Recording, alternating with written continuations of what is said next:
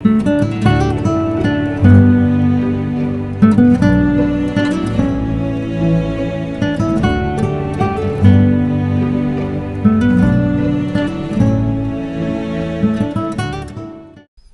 ¿qué tal? En este vídeo, en el que vamos a continuar dentro de la sección Jesús, Cristianismo y Espiritismo, me gustaría abordar un tema que creo que es importante dentro del movimiento espírita y que es necesario para que posteriormente podamos continuar abordando temas relacionados a esta sección. El tema es historia cristiana y movimiento espírita. ¿Cómo estamos dentro del movimiento espírita o en parte del movimiento espírita al respecto de la historia cristiana? Este tema lo voy a tratar en dos vídeos. En este primer vídeo, que voy a ir a un hecho concreto, y en el vídeo siguiente, que voy a analizar una obra que sirve de base para buena parte del pensamiento espírita al respecto de la historia cristiana. En este vídeo voy a tratar el Segundo Concilio de Constantinopla, porque no hace falta llevar mucho tiempo en el espiritismo para conocer, al menos de oídas, una historia que se cuenta al respecto de este concilio. Aquí tengo 5 puntos que son, digamos, la base de esa historia que se cuenta. Y esa historia tiene como sustento la idea de que la reencarnación era una idea común que circulaba entre los primeros cristianos y que la finalidad del concilio fue condenar la reencarnación. Para ello se condenaron las ideas de Orígenes. Obviamente se dice también que Orígenes creía en la reencarnación, y al respecto del Papa Vigilio se dice que no aceptó los términos del concilio, que al final no firmó, y que por lo tanto el concilio pasó a la historia sin la firma papal, porque no aceptaba que se quitara la reencarnación de la ideología cristiana. Y también dentro de esta historia que se cuenta del Segundo Concilio de Constantinopla se habla de la emperatriz Teodora, y se dice que fue ella la que influyó en su marido, en Justiniano, para quitar la reencarnación fundamentalmente por un capricho personal. El problema de esta historia es que cuando se analiza y se estudia en base a autores que se han especializado dentro de la historia del cristianismo, principalmente de su formulación teológica, muchas de estas ideas no son del todo ciertas. Y en este vídeo me gustaría hablar un poco al respecto de lo que tiene de verdad o de no verdad todas estas ideas. Para ello, voy a utilizar esta obra, Historia de los Concilios Ecuménicos. Es una obra colectiva, está hecha por 7 investigadores del cristianismo, de la historia del cristianismo. Aquí les voy a dejar una breve reseña de cada uno de ellos. Ustedes pueden pausar el vídeo y leer las reseñas para que vean que son personas que tienen autoridad sobre la materia. Voy a empezar por analizar uno por uno estos puntos y ver hasta qué grado de veracidad podemos otorgarles. El primero es el que dice que la reencarnación era una idea común que circulaba entre los primeros cristianos. Esto justificaría que en el Segundo Concilio de Constantinopla fuese retirada por aquellas fuerzas o por aquellos poderes que no estaban interesados en la idea de la reencarnación. Realmente, si la reencarnación era una idea común que circulaba entre los primeros cristianos, debe sustentarse en un estudio analítico, serio y profundo de las obras de los apologetas cristianos de los 300 primeros años, de los padres apostólicos y de algunos padres de la Iglesia que pudieran o no pudieran hablar de ella. Solo así podemos afirmar de forma categórica que la reencarnación era una idea común entre los primeros cristianos, y creo que si hacemos ese análisis va a ser muy difícil sustentar esta opinión. Cuando veamos, repito, la formulación ideológica y teológica del cristianismo en los 300 primeros años, veremos si la reencarnación hacía parte de la dogmática cristiana en lo que se considera el cristianismo primitivo. Otra idea que circula en torno de este concilio es que la finalidad del concilio fue condenar las ideas de Orígenes, y para esto se hace alusión a los famosos 3 capítulos. Como no se tiene muy claro generalmente cuando se cuenta esta historia qué es esto de los 3 capítulos, uno tiene la sensación de que esos 3 capítulos son o hacen referencia a ideas de Orígenes en las que Orígenes confirmaba la reencarnación. Al menos es lo que he pensado en algún momento al respecto del significado de estos 3 capítulos y lo que he visto divulgar algunos divulgadores, algunos que toman esta historia como verídica y que la justifican para decir que en este concilio se eliminó la reencarnación. Realmente el cisma de los 3 capítulos no hace referencia a ideas de Orígenes, por lo menos directamente, sino que se refiere a las ideas principalmente difisitas de 3 teólogos del siglo V. Esos 3 teólogos son los que he puesto aquí en pantalla, y ellos tenían en común que eran difisitas. El difisismo era una idea al respecto de la naturaleza de Jesús que consideraba que en Jesús existían 2 naturalezas claramente diferenciadas, que por una de esas naturalezas Jesús era hombre, era un ser humano, y por otra naturaleza era de naturaleza divina, era Dios, pero tenía esas 2 naturalezas. Enfrente de esta idea difisita estaba la idea monofisita. La idea monofisita afirmaba que Jesús había sido hombre, pero que su naturaleza era una únicamente, es decir, su naturaleza era y había sido siempre divina. Entonces había ese choque en cuanto a una cuestión cristológica. Y la finalidad del concilio fue principalmente condenar las ideas de estos 3 teólogos que eran, como dijimos, difisitas, es decir, condenar el difisismo, condenar esta idea que ya hemos desarrollado.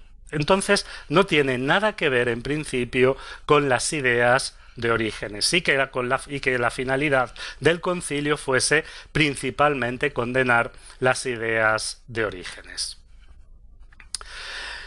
En el concilio sí que hubo una condena a Orígenes, y esa condena se encuentra en el anatema 11. De este concilio surgieron 14 anatemas.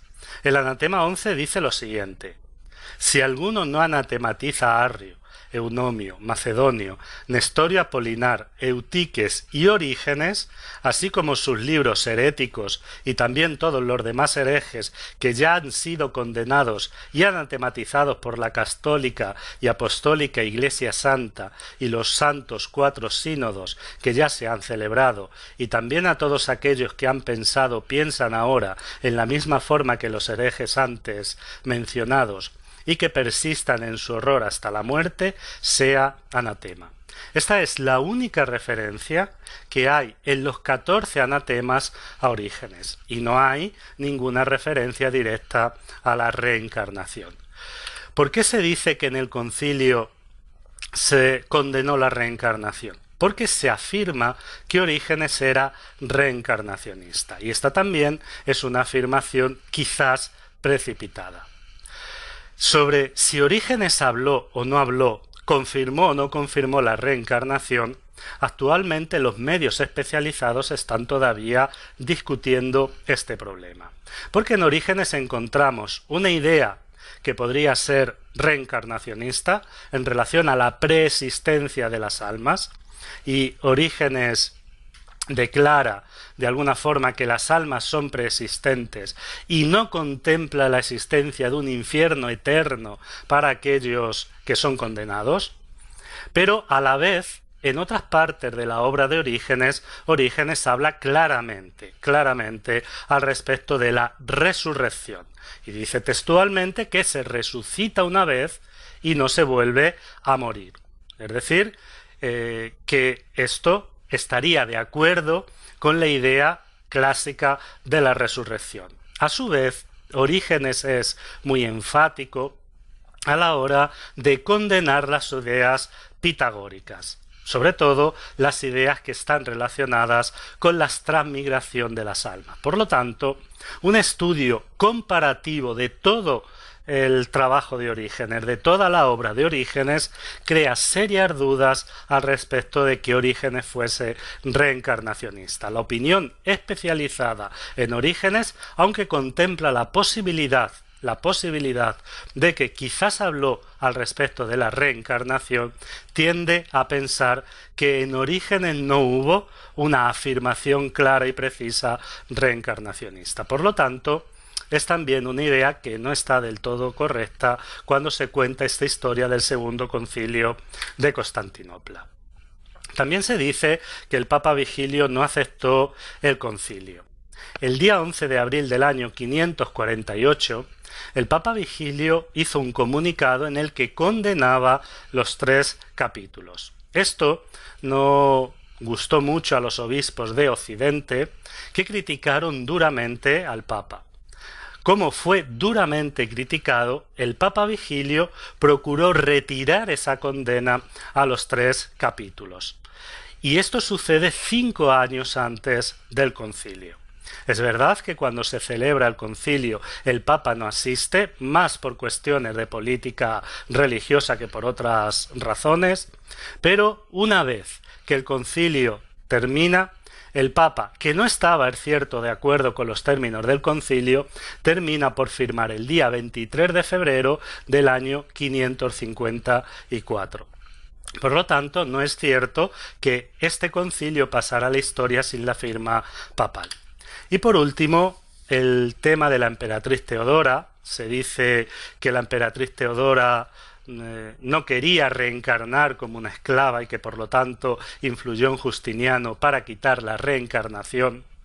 Esta también es una historia que al menos no se encuentra en una investigación histórica de este concilio. A este respecto, en la página 112 del libro Historia de los Concilios Ecuménicos, se dice lo siguiente: Justiniano estaba rodeado de monofisitas. La emperatriz Teodora, que era monofisita, los tenía bajo su protección.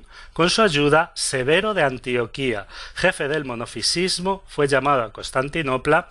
Bueno, y ahí sigue hablando a este respecto. Lo que la emperatriz Teodora era monofisita.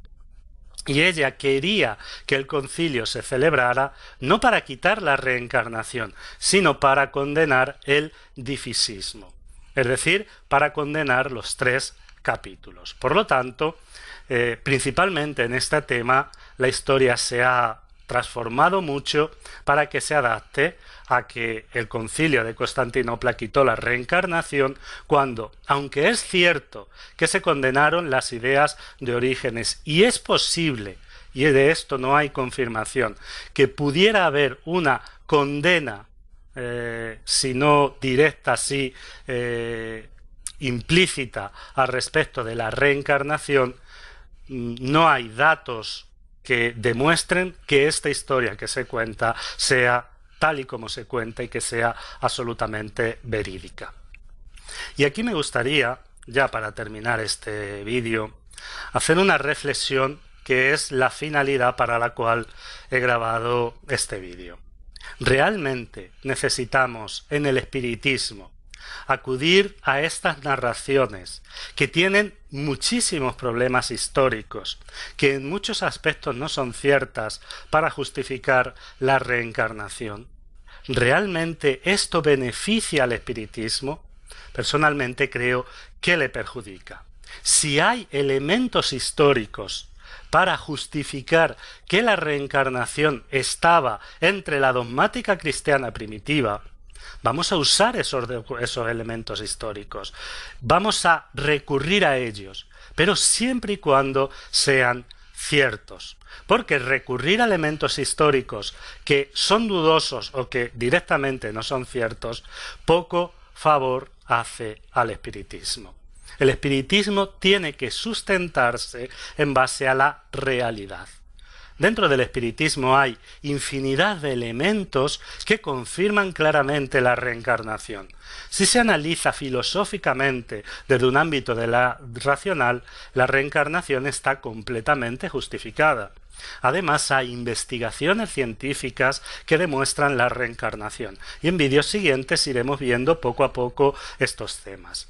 También hay elementos históricos reales que demuestran que la reencarnación ha estado presente en la historia de la humanidad. Pero, repito, recurrir a datos históricos que son confusos o que, como este caso, no son del todo ciertos, solo puede perjudicar al espiritismo. Porque si alguien que no es espírita analiza este argumento a favor de la reencarnación, va a comprobar que nuestro criterio de historicidad es escaso, o mejor dicho, nulo, y va a desacreditar todo nuestro trabajo en relación a este tema. Por lo tanto, es importante que tengamos un criterio de realidad histórica cuando hagamos nuestras afirmaciones. Como siempre, les dejo mi correo electrónico. Debajo de la forma voy a dejar el logo del canal para aquellos que quieran suscribirse, lo tengan más fácil. Como siempre digo, muchas gracias por ver este vídeo y nos vemos en el vídeo siguiente.